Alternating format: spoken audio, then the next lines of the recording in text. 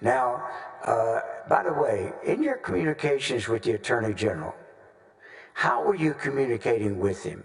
Um, by phone, by text, by email? Can you describe the forms of communication y'all used?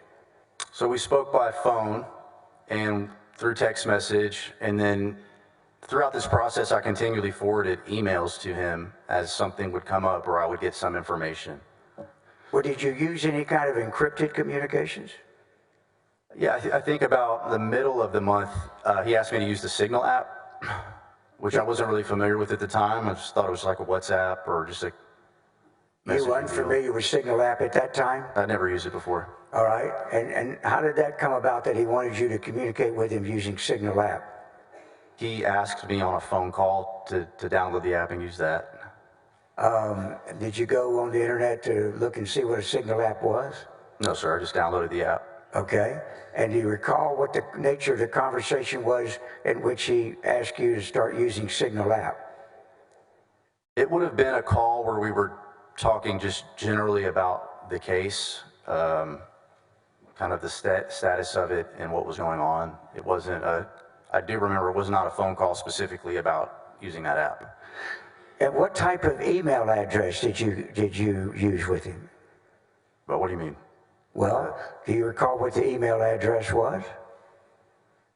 No, sir. Was it an official Attorney General's office email address? Oh, I see what you mean. No, sir. All right. What was it? His email address was a Proton mail address. All right. That I was given. Had you used Proton before? No, sir. Had you ever heard of Proton? I had heard of it. I've never used it. Okay. Now, in addition, what about the phones? What type of phone number did you have that you would communicate with him? I had the original number that he had first called me on, and then I think later he gave me another number. Around that time, I was getting calls from unknown numbers, or it'd say potential spam. You know, you get those types of calls, and I was like, well, I don't want to miss the Attorney General's number, so I got myself a separate number and gave it to him. That way I knew when that phone rang, that was Mr. Paxton calling. So are you saying that you ultimately got a phone that was totally dedicated to phone conversations with the Attorney General of the state of Texas, and that's the only number that you communicated with on that phone? Yes, sir. And you did that why? Because I didn't want to miss a call from an unknown number or a spam likely call, or, you know, when you get those spam calls, I didn't want to have that come up and miss an important call. So did he use multiple phone numbers with you? Yes, sir. How many? 2 numbers. Okay. And were either of those official Attorney General lines? I believe they were cell phone numbers. I don't believe they were office numbers. All right. In fact, when was the first time that you ever learned what the official email address or the Attorney General office email address was of the Attorney General that you were dealing with all this time?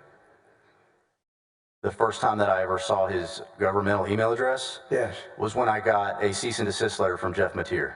And when was that? That would have been, I believe, August 1st or 2nd.